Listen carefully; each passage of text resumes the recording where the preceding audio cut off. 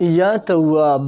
کله چې تاسو د دې اسم مبارک ذکر کوئ الله به تاسو ته د توبې توفیق درکړي. دویمه خبره چې الله جل شانه به د ګناهونو زړه ورکړي، مغفرت به درته وشي، رزق به دی الله جل شانه داسې پراخه کړي چې د ستا په وهم فهم ګمان کې به دې خم نه تېرېږي. بسم الله الرحمن الرحیم. السلام علیکم ورحمت الله وبرکاته. زما وروڼو او خویندو، نن درته یو داسې مبارک اسم خیم د الله جل شانه یو ډیر پاک نوم دی، یا تواب. کم انسان چې شپه ورځ په ګناهونو کې اخته وي، که هغه وروڼه یا تواب وظیفه پابندۍ سره راونیسي، الله جل شانه به د هغوی د ګناهونو زړه تور کړي، د نیکو طرف ته به د هغوی مخه شي، د نیکو اعمالو افعالو طرف ته به د هغوی شوق او رغبت پیدا شي. داسې مبارک اسم دی. کله چې دا اسم مبارک د دې ذکر تاسو شروع کې، د یا تواب وظیفه تاسو شروع کې، الله جل شانه به ستاسو د ګناهونو نه بالکل نفرت پیدا کړي. داسې مبارکه وظیفه را. تواب هغه ذات الهي ته وایي کم ذات چې خلکو له د توبې ویستلو توفیق ورکوي، هغه ذات چې بندگانو ته خپل نشانې او د خپل تنبیحات ورته ښیي چې بنده ګورې دا د ګناهونه مه کوه، ما ته به راځې او ګورې بیا به درته سزا درکوم. بنده باندې هغه اثر وشي او بنده الله ته توبه وباسي. ګوره الله جل شانه هغه ذات دی چې الله جل شانه د بندگانو توبه قبلوي ويعفو عن السیئات، او الله جل شانه د بندگانو ګناهونه معاف کوي.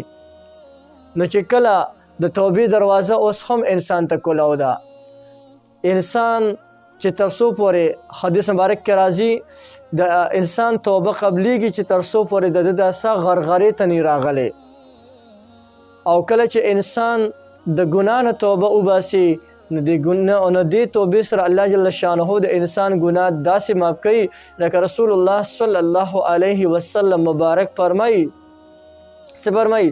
التائب من الذنب کمن لا ذنب له. د ګناه نه توبه ویستونکی انسان داسې دی گویا چې دو اړه ګناه کړې نه ده.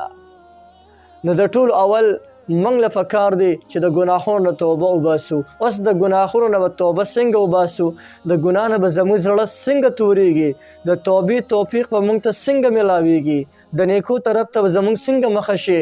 هغه د یا تواب وظیفې دا چې کوم دی پابندۍ سره کوي، یا تواب وظیفه دی اوس راونیسي، نو الله جل شانه به تا ته د توبې توفیق هم درکړي، د نیکو طرف ته به دې مخه شي. پرون ما ته یو ملګري هغه راغللو مسنجر ته او خبرې کولې، خو زما نه یارېده لکه صفا خبرې نه کولې. اخر کې دا صفا ال راته وویلې، وی بالکل مست مې ډډې نه لګي. بیا ورته ما یو خبره وکړله، مې ته د خپل ځان طرف ته متوجه شه چې آیا دستانه کومه داسې خاص ګناه کیږي چې الله جل شانه دستانه دومره خفه دی چې خپل عبادت ته دې نه ودرې او خپل ځان ته دې نه ودرې؟ هغه وی بالکل ما ته هغه ګناه را یاده شوه چې کومه ګناه زه کومه، دغه ګناه ما ته را یاده شوه، انشاءالله زه به د نن نه پس پرېږدم. بیا ورته ما وی ته خو به چې دې توبه وباسې، خو د توبې نه مخکې دا خبر یاد ساته چې تا سره د ګناه څومره اسباب د ټولو اول د ګناه د اسباب د ځان نه ختم کا.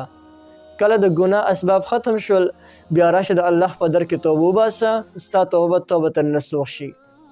هغه ورته ویلې وی د ټولو نه غټ شیطان زما سره زما موبایل دی، زه به د خپل موبایل مات کم یا به د خپل موبایل خرڅ کم، هر څه ورسره کوم، نو بیا به زه د دې نه خلاص شم.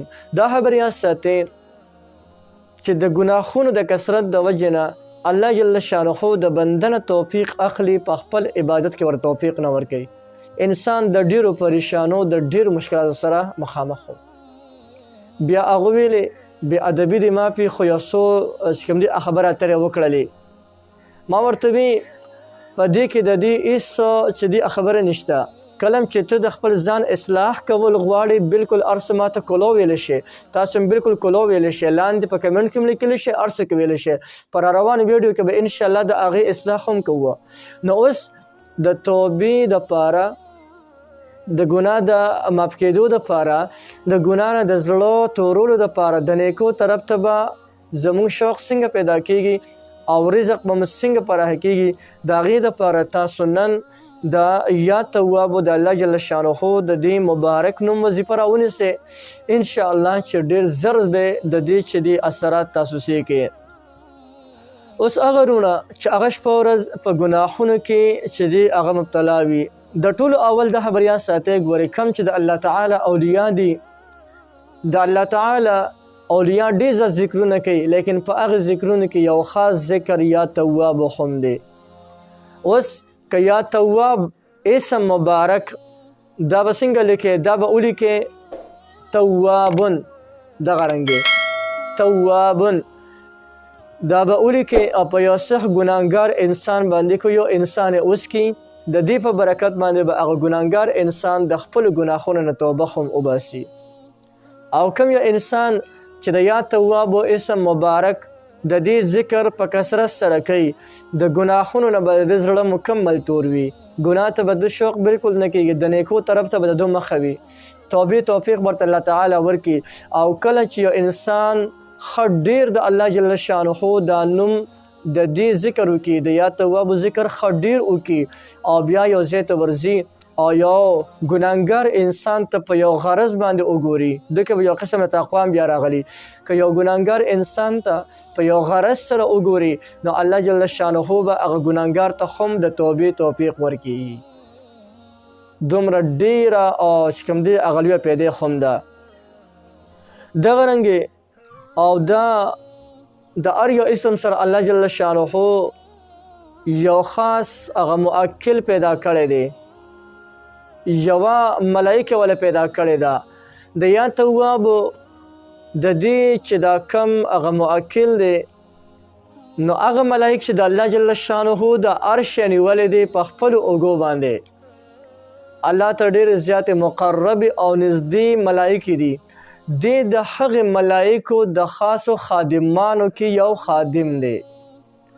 او کم انسان چې د یا توابو د دې ذکر په کثرت سره کوي یعنی ښه ډېر ډېر وایي یا توابو یا توابو یا تواب نو دغه مؤکل د دې ذکر کوونکي دپاره د مغفرت سوالونه کوي او دعاګانې وله غواړي یا الله د دې ذکر کوونکي ته بخښنه وکړي یا الله مغفرت ورته وکړي.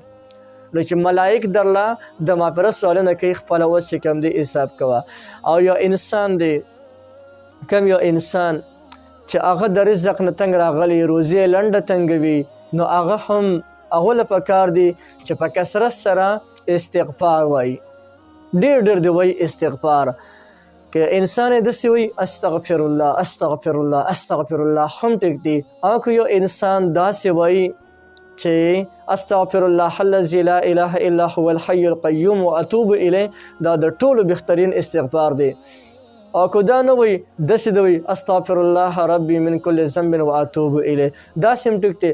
او که دا چاته ګران نو دا خو ټولو ته آسان دی استغفر الله استغفر الله استغفر الله. نو کوم انسان چې روزي لنډه تنګوي هغه له پکار دی چې په کثرت سره یعنې ډېر ډېر هغه وایي استغفر الله استغفر الله استغفر الله او د هغې نه پس دی په کثرت سره دغه ذکر کوي یا توابو یا توابو یا توابو.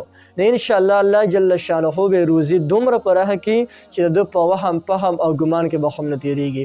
نو یو ډېره زبردسته وظیفه مې درته وښوله بلکل یې تاسو کولی شئ تاسو ته د دې مکمل اجازه شته دی هر انسان د دې نه مکمل پیدا غشتلی شي.